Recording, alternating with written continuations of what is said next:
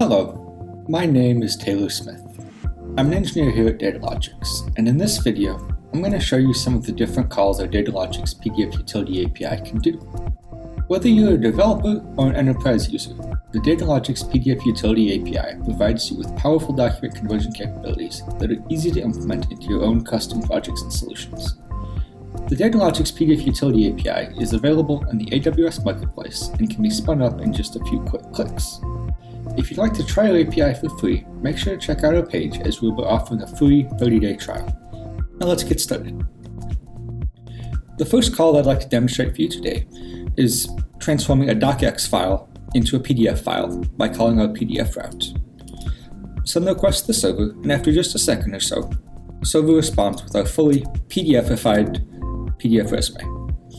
But what if maybe we don't want just a PDF? Maybe we'd like it to be PDFA compliant. So we'll take the output ID here and we'll pass it to our PDFA route. Once again, send the request to the server and it will respond with, this time, a PDFA compliant PDF resume.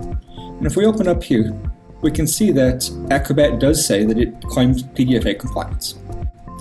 But PDFs and PDFA aren't the only thing that we can turn things into. We can also take a PDF and turn it into an image. In this case, I have a Moby Dick document that has a very nice cover image, and I'd like to extract it by turning just the first page into a JPEG.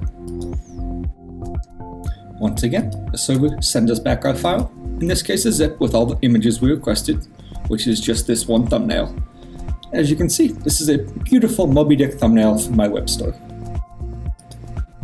Now the last functionality I'd like to demonstrate for you today is once again using the PDFA route, but this time, instead of sending a file, we're going to send a URL, the Wikipedia page for Datalogics. Once again, make the request to the server and receive a PDF. In this case, PDF of the wiki page for the Datalogics. Thank you.